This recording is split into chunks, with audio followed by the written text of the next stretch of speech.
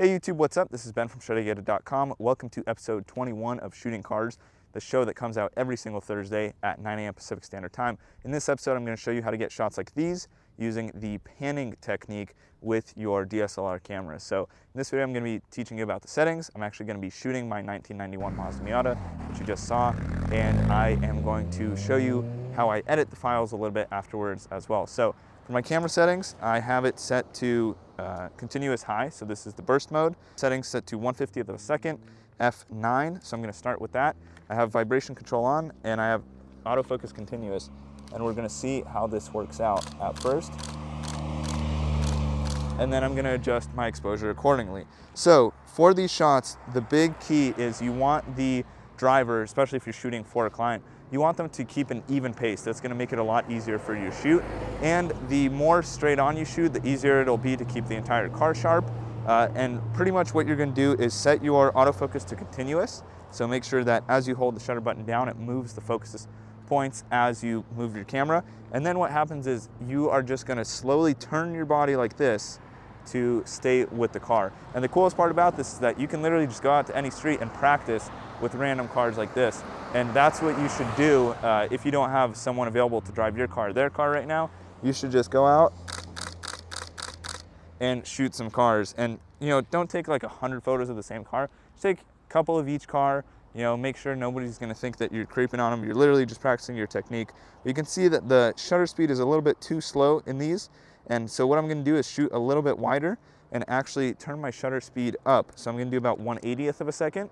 And since I'm gonna have less light coming in because of the slower shutter speed, what I'm gonna do is change my aperture to about f7.1. And what I can do is just check my exposure on the trees here before the car comes in, and that looks pretty good. So at this point, what you can do is just wait for the car to come around, set your polarizer by using cars that come before your client's car on the street. So if some random car comes in, spin your polarizer, try to get it on their windshield or on the side, depending on what you want polarized, because of course you can't do the double polarizer method here.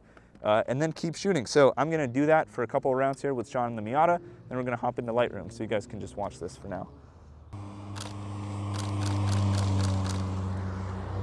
Cool, so you can see that Sean is keeping a really even speed, and all I'm doing is twisting my body and trying to get the whole car in focus. So here I have kind of 2 points that are my focus points, you could say. This is what I'm gonna look for when we hop into Lightroom, and that is gonna be the eyeballs being sharp, or the license plate if it's a shot of the back of the car. So still a little slow here.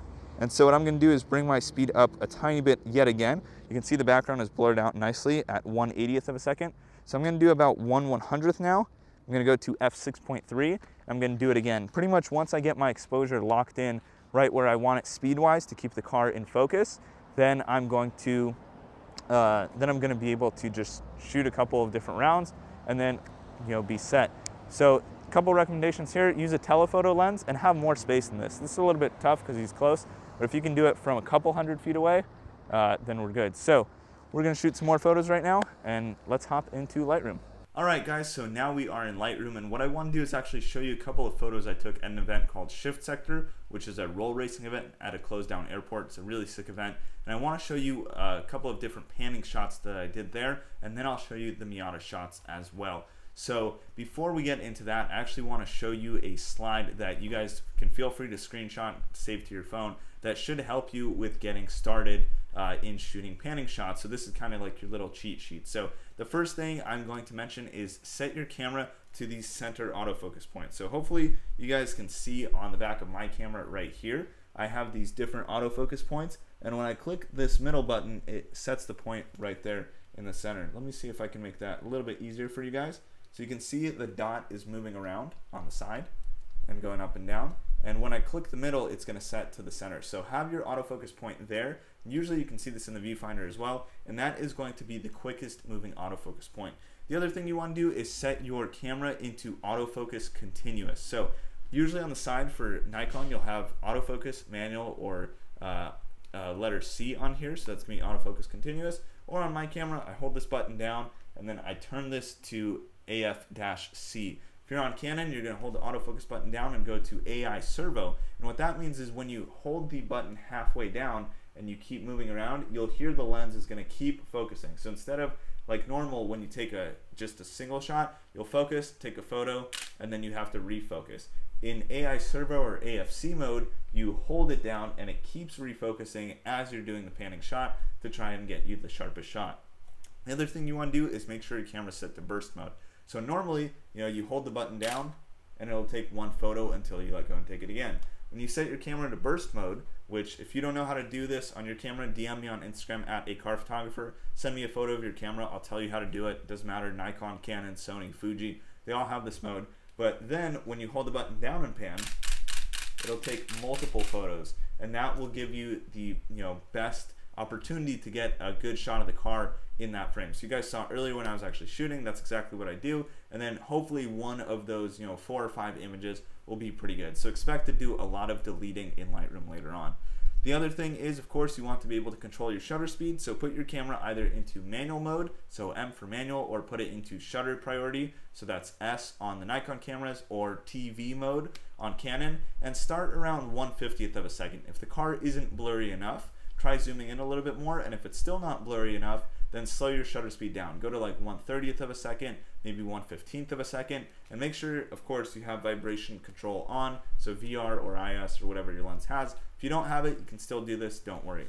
And then the last tip doesn't have as much to do with the camera, but has to do with filling the frame. So you'll see in a couple of seconds here that when you fill the frame, the background blurs a lot more. So try to zoom in as far as you can to the camera. And that's why I recommend, if you have a telephoto lens, like if you have a 70-200 or 70-300 or 55-250 or whatever long lens you have, shoot with your longer lens, because this will actually blur out the background even more at the same shutter speed. So make sure you zoom in and fill the frame with the car. So you don't want the car to only take a little bit of the frame, you want the car to take as much as possible. So now that you have those tips, you're pretty much ready to shoot. And if you want to see a couple of different photos, I'll show you those right now. So here is a shot taken at 1/250th of a second. So this is a lot faster than the 1/150th that I was recommending, but you can see at 145 millimeters, and with the car probably going close to 145 miles an hour, that works to make this panning shot blur out the background, blur out the wheels, but still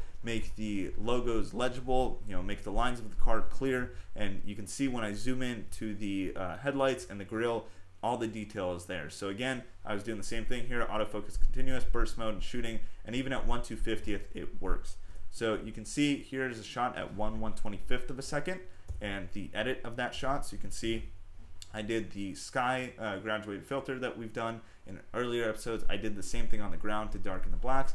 And what I want to show you real quick is that I actually used a brush on this to get a little bit more crispiness in the dirt that's coming up from the rear tires. So you can see I had a brush set right here, and you can see the brush settings on the right. I did a custom brush, pretty much desaturated up the dehaze and clarity a little bit, and you can see that when I turn this off, the smoke, or the dirt rather, coming up from the rear of the tires isn't as crispy. And then when I dehaze it, you can see a little bit more grit and detail in there. So just a little tip for you guys. Here's another shot at 1/160th. You can see that I have the wheel spin in here of both the wheels, and the background's a little bit blurry, but since I didn't fill the frame, since I didn't zoom in all the way, and this is at 70 millimeters, the background is not all that blurred. Of course, it's not totally sharp, which is good, but here either a slower shutter speed or being more zoomed in really would have helped out. And if you guys don't know the guys in the back, you should. This is Brian Zuck. Check out his YouTube channel. Check out BL Amir. This is Amir from Blacklist. This is Ryan Fisher of Shift Sector, who organized this insane event. So check them out. All their links will be down below. Just a little plug I decided to throw in. Here's a couple more shots. This is at 70 millimeters, 1/125th of a second. You can see that the background's not as blurred here, again because of the speed and because I didn't fill the frame. And here is a GTR shot. So I'm going to edit this shot really quick, and that will kind of be the conclusion of the video. So I want to show you how to make a shot like this pop totally from scratch. So you can see this is at 1/200th of a second, but since the car was going really fast and I was zoomed in at 200 millimeters, the pan worked. The background is very nicely blurred out. The ground is blurred out, the wheels are blurred, and so this looks good. So what I'm going to start with is bringing the exposure up. I'll probably tone it down just a little bit. I want to bring the blacks down so I have a little bit more contrast. And the blues, I can either take the saturation of the blue and I can boost it up like this, but I'm not a huge fan because that does a weird thing to the windshield in the back. So I'm going to use our desert sky example filter. So we're going to pull that down, have a little bit more blue, I'm going to darken the road by using my road rolling shots graduated filter right here. So I'm going to pull this up, and you guys have probably seen this. I have mine set to pink, so I know exactly where it's affecting. So I'm going to set that color now to 0, bring the blacks down, make it darker. And kind of the last thing I want to do is bump the shadows up a tiny bit and add some more flare to the wheels, a little bit more contrast. So what I'm going to do is go to my wheels highlight radial filter, and I'm going to just grab that, make a nice circular shape right here, bring the blacks down, bring the contrast up, there we go, and then I'm going to duplicate this and just move it to the front wheel. And there we are. So that is a quick, easy edit. As you can see, what I would do later on probably is brush the side skirt black to make it a little bit darker right here, maybe brush the tires black to make them not as brown looking from the dirt. And if we go to the before shot, you can see right here, it looks kind of boring. I mean, the pan effect worked well, but we're just adding a little bit of flare with simple edits, and there is the after shot. All right, so as you guys can see, those are the simple kind of tips and tricks to practice your panning shots. So now you know how to do rolling shots from car to car, you know how to do virtual rig, and now you know how to do panning shots. So I hope you guys learned a lot from this. If you have any questions, DM me on Instagram at @acarphotographer. It is 101 degrees outside, so I'm gonna go get some water and relax, and I will see you next Thursday at 9 a.m. Pacific Standard Time. Thanks for watching. Peace.